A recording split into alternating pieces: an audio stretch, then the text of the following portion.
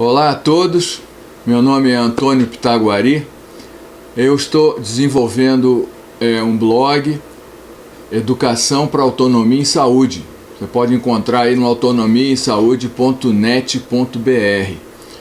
Eu hoje quero falar para vocês sobre este livro aqui. Esse livro, O Discreto Charme do Intestino. Tudo sobre um órgão maravilhoso. Tem um terceiro título aqui que é: Você sabia que sobrepeso, depressão, alergias e Alzheimer estão relacionados a distúrbios no equilíbrio da flora intestinal?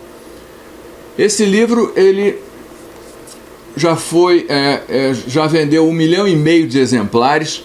No Brasil, a edição é da Martins Fontes de 2015 e no original alemão de 2014.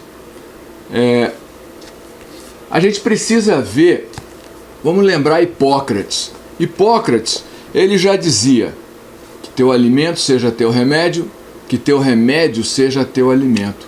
Daí a gente pode inferir que toda doença tem relação no intestino, tem relação com o intestino. Então, é uma área negligenciada não só pela medicina, mas pelas pessoas de modo geral. Existe uma espécie de um pudor, uma vergonha, e que desaparece quando se conhece melhor o processo do intestino. Então a gente precisa ler, a gente precisa estudar esse tema. Tem algo mais importante do que saber como o sistema digestório transforma alimento em energia? Em conhecer a base da saúde, como o combustível que a gente utiliza como alimento e bebida pode influenciar o sistema imunológico, humor e até mesmo a motivação? Muito bem, a autora do livro é uma alemã chamada Julia Enders. Hoje ela deve ter aí por volta de uns 25 anos, mas a história dela começou aos 17 anos de idade com uma ferida na perna. Consultou diversos médicos e nunca conseguiram resolver o problema. Quando ela tomava cortisol, tinha uma melhora, mas parava o cortisol, a pele voltava à ferida. Então, ela teve essa preocupação de assumir a responsabilidade por estudar isso aí por conta própria. Então, ela descobriu, um amigo também teve um problema de ferida depois que tomou antibiótico, e foi exatamente o caso dela. Ela também conseguiu descobrir uma relação do problema da cesariana e da amamentação. Ela nasceu por cesariana e ela não foi amamentada. A partir daí ela também conseguiu fazer essa relação com o problema de intolerância à lactose, intolerância a glúten. Ela também fez relação com o processo do intestino com a derme, do intestino com o hálito, do intestino com o humor, do intestino com o cérebro. Então ela viu que o problema dela não era dermatológico, mas era um problema intestinal.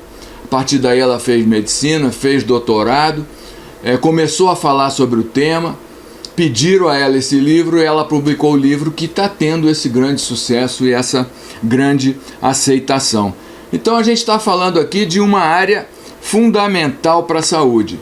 Esse livro ele faz uma divulgação das verdades relativas de ponta em ciência hoje sobre o processo do intestino, que é responsável por 2/3 do sistema imune, como o sistema digestório funciona e como melhorar a saúde pessoal.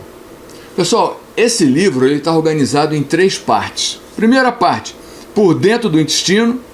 Segunda parte, sistema nervoso do intestino. E terceira parte, o mundo dos micróbios. Nesse vídeo, para a gente não alongar muito, nós vamos falar só da primeira parte. A segunda e a terceira parte a gente vai falar num segundo vídeo. Então, em relação à primeira parte, por dentro do intestino. Em primeiro lugar, ela fala dos principais sistemas de integração do corpo. Em primeiro lugar, o sistema circulatório, o coração bombeando sangue pelos vasos. Em segundo lugar, o sistema nervoso, cérebro, medula espinhal e os nervos. E em terceiro, o sistema digestório, começa na boca, o esôfago, o estômago, o intestino delgado, intestino grosso e a saída pelo ânus. E esse sistema digestório, se a gente estuda em embriologia, a gente vai ver, né, a partir do intestino primitivo, o arquêntero, né, que são formados pulmão, fígado, vesícula, pâncreas. Então a gente vê a importância do sistema digestório dando origem aí e sendo responsável pelo surgimento dos demais órgãos, dos principais órgãos de processamento do corpo físico. Então ela vai delineando, ela vai definindo, ela vai discriminando com detalhes a partir da boca, o hall de entrada do sistema digestório, onde a gente tem as glândulas salivares. Ela mostra os pontos exatos, 6 pontos, da onde são produzidos a saliva como um sangue filtrado, e que produz também opiorfina, que é um anestésico super importante e que protege a grande sensibilidade que a gente tem na boca e protege inclusive os dentes, né? Ela fala do esôfago, fala da estrutura, da fisiologia perfeita do esôfago, que nos permite engolir até de cabeça para baixo. O sistema é perfeito. E quando a gente fala do estômago, então, a gente vai ver uma conexão genial, a ligação entre o esôfago e o estômago, que não é por cima, mas é de lado, para prevenir o processo de pressão e de gases. Muito bem, o estômago, quando ela estuda o estômago, você vê, esse livro é um verdadeiro curso de anatomia e de fisiologia, né? Quando a gente estuda o estômago, a gente vê que ele tem 2 lados. O lado direito, mais curto e que geralmente processa os líquidos, e o lado esquerdo, maior e que processa os sólidos, né? Também é abordado o ambiente ácido, né? É um ambiente muito ácido, quanto mais ácido melhor, para poder decompor em forma ideal aí o processo do alimento, né? Você vê, o que adianta tomar água um pouquinho a mais ou menos com pH se vai cair nesse ambiente ácido? Então é importante a gente entender que o que regula o pH do corpo não é o estômago, mas é o pâncreas. Então um pouquinho mais, um pouquinho, e até o uso de antiácidos, ele é altamente impróprio, porque o antiácido vai deixar menos ácido o ambiente, o que vai dificultar e prejudicar o processo da digestão. Então é muito importante a gente conhecer aí essas características do estômago.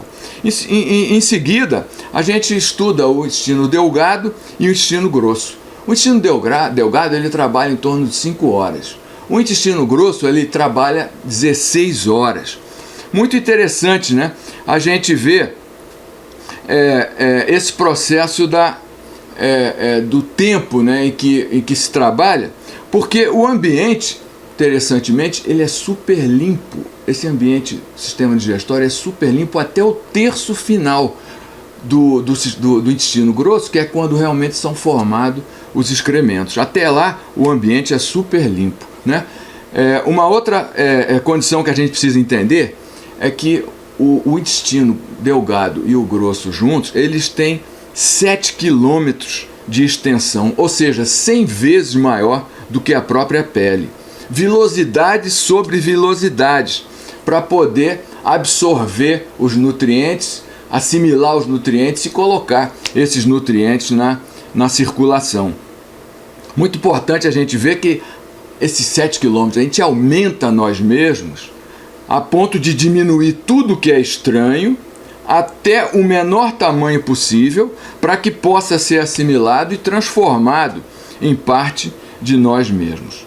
Muito interessante. Aí nós temos em seguida, ela fala lá da assimilação dos nutrientes. Então ela fala de carboidratos, gorduras, proteínas. Em termos de carboidrato, né, o processamento e assimilação da glicose, o açúcar, né, as enzimas que favorecem a assimilação da glicose, né, o excesso sendo transformado em glicogênio no fígado, que tem um limite bastante curto, e o excesso então mesmo sendo transformado em gordura no tecido adiposo. Veja, não é a gordura que se transforma em gordura, mas é a glicose, o carboidrato, né, em glicose, que vai se transformar em gordura e que vai acumular, que que vai fazer a pessoa engordar. Então ela fala de gorduras como a substância mais eficiente e valiosa, né? Tem o dobro de energia por grama em relação à proteína e em relação a carboidrato. Ela sugere lá o uso de 25 a 30% da alimentação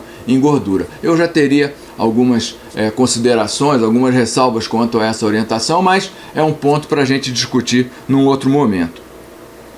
Em seguida, a proteína, que se transforma nos aminoácidos, né? Interessante a gente observar, proteína e carboidrato são absorvidos pelo intestino, vão pela circulação para ser filtrado no fígado.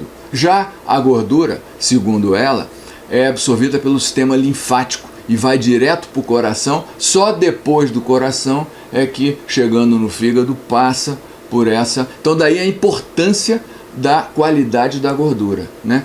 Totalmente contraindicado gorduras vegetais, soja, milho, óleo, canola, mas indicados azeite, que não deve ser aquecido porque altera a estrutura, mas principalmente então gordura boa, gordura saturada, manteiga, banha, óleo de coco.